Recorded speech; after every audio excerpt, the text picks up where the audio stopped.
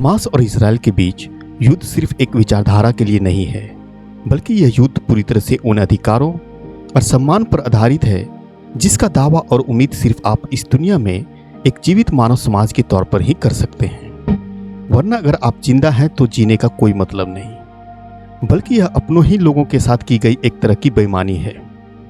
इस युद्ध में दोनों तरफ से जान माल का जो नुकसान हुआ है वह कल्पना से परे है। चाहे वह बच्चे हो, युवा हो या फिर गर्भवती महिलाएं हो, हर किसी ने इस युद्ध में अपनी जान गंवाई है, चाहे वह इजराइल की तरफ से हो या फिर फिलिस्तीन की तरफ से। लेकिन यह माना जाता है कि फिलिस्तीन की तरफ से ज्यादा जान माल का नुकसान हुआ है। साथ ही वहां मौजूद कई पत्रकार, सहायता कर्मी और कई अन्य लोगों ने भी अपनी जानें गंवाई है। ऐसे में संयुक्त राष्ट्र ने भी गाजा में चल रहे हिंसक संघर्ष को लेकर काफी रिपोर्टें जारी की है, जिसमें यह साफ तौर पर बताया गया है कि गाजा पट्टी के कई हिस्सों में इजराइल द्वारा मानव अधिकारों का उल्लंघन लगातार किया जा रहा है। साथ ही में कई अंतर्राष्ट्रीय संगठनों को वहां पर मदद पहुंचाने में भी कठिनाइयों का सामना करना पड़ रहा है। इसी के साथ पूरी दुनिया से युद्ध विराम या युद्ध रोकने की मांग लगातार उठाई जा रही है। यहां तक कि संयुक्त राष्ट्र ने भी युद्ध विराम का अनुरोध किया है, लेकिन ऐसा लगता है कि इन आवाजों को किसी की परवाह नहीं। और हो भी क्यों, जब उन्हें अमेरिका जैसे शक्तिशाली देशों का पूरा समर्थन हासिल हो, तो वे इन आवाजों को क्यों और कौन सुनेगा। ऐसे में इजराइल का कहना है कि जब तक हम अपने लक्ष्यों को प्राप्त नहीं कर लेते, तब तक इन आवाजों को सुनने का कोई मतलब नहीं। इसके लिए हमें चाहे जो भी कीमत चुकानी पड़े, लेकिन फिर भी हम लगातार अपने लक्ष्यों की ओर आगे बढ़ते रहेंगे। और इसका अंजाम आप सिर्फ शब्दों और कागजों में ही देख सकते हैं। इसी दौरान हाल ही में इजराइल के प्रधानमंत्री ने अमेरिका का दौरा किया और अमेरिका के अधिकारियों से मुलाकात करके एक दूसरे की मदद करने की बात कही। और अमेरिका कांग्रेस सभा में संबोधन के दौरान उन्होंने यह स्पष्ट रूप से कहा कि हमारे दुश्मन आपके दुश्मन हैं, हमारी लड़ाई आपकी लड़ाई है और हमारी जीत आपकी जीत है। और इसी के साथ उन्होंने यह भी कहा कि ये प्रदर्शनकारी जो बाहर विरोध प्रदर्शन कर रहे हैं, वो खुफिया जानकारी के अनुसार इन सारे लोगों को ईरान द्वारा वित्तीय सहायता प्रदान की जाती है। तो क्या यह मुद्दा अमेरिकी चुनाव में चुनावी मुद्दा बनेगा? निश्चित तौर पे यह मुद्दा अमेरिकी राष्ट्रपति चुनाव के दौरान दोनों पक्षों के समुदाय की ओर से उठाया जाएगा।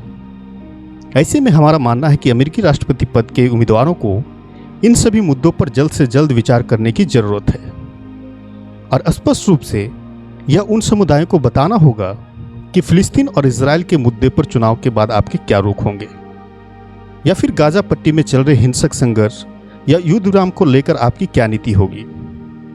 क्योंकि ठीक उसी संबोधन के दौरान एक अमेरिकी कांग्रेस प्रतिनिधि हैं, उन्होंने अपना रुख स्पष्ट करते हुए दिखाई दिए, जिसमें यह साफ था कि वह स्थायी रूप से युद्ध विराम की वकालत करते हुए वहां के लोगों को लेकर काफी चिंतित नजर आए।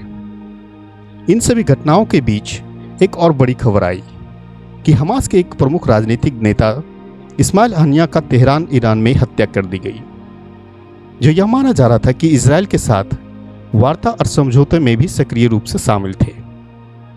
और कई मीडिया खबरों के मुताबिक कई वर्षों से उनकी उपस्थिति गाजा में नहीं थी, क्योंकि वह कतर में रहा करते थे और वह ईरान के नवनिर्वाचित राष्ट्रपति के समारोह में भाग लेने के लिए ईरान के दौरे पर थे, जहां पर मंगलवार आधी रात को उनकी हत्या कर दी गई।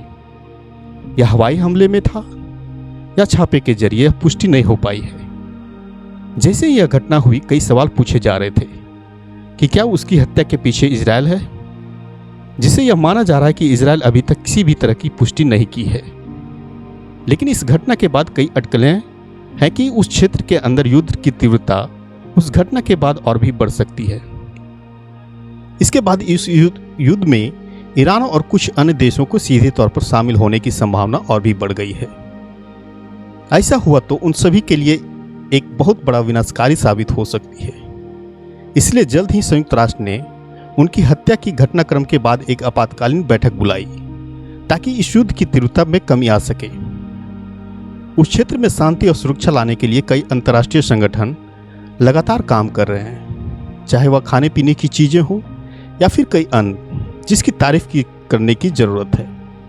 ऐसे में कुछ दिनों पहले ही अंतर्राष्ट्रीय न्यायालय ने यह फैसला देते हुए कहा कि कब्जे वाले क्षेत्र को मान्यता नहीं दी जा सकती और उन्हें युद्ध विराम पर बातचीत के निष्कर्ष पर आना चाहिए। लेकिन ऐसा लगता है कि इजराइल इस फैसले को सुनने के मूड में बिल्कुल भी नहीं है और उसने स्पष्ट रूप से कहा कि हम 7 अक्टूबर का पूरा बदला लेंगे, जब हमास ने इजराइल पर कई हवाई हमले किए, जिसमें इजराइल ने दावा किया है कि उन्होंने हमारे कई नागरिकों को मारने के साथ साथ बंधक भी बना लिया है और अब तक हमने कई बचाव अभियान के माध्यम से अपने कुछ नागरिकों को भी बचाया है। इसी के साथ अपनी बातों को खत्म कर रहा हूं और साथ ही कुछ नई बातों के साथ छोड़ जा रहा हूं। ऐसे में जब तक मैं जिंदा हूं, अपने समाज के लिए अपार प्रेम के साथ अपनी उपस्थिति का एहसास कराता रहूंगा। कुछ बातें जो ऐसे नेताओं ने कही है, मुझे मरना पसंद है, लेकिन हमारे दुश्मनों द्वारा बनाई गई वह नीतिगत निर्णय नहीं जिसमें शोषण, दमन और नेस्तनाबूद करने की बात कही जा रही हो। एक बात हमें याद रखनी चाहिए कि नफरत, अंधविश्वास, झूठी शान के लिए तैयार की गई व्यवस्था और झूठी कहानियां निश्चित रूप से समय के साथ पूरी व्यवस्था को नष्ट करने की क्षमता रखती है।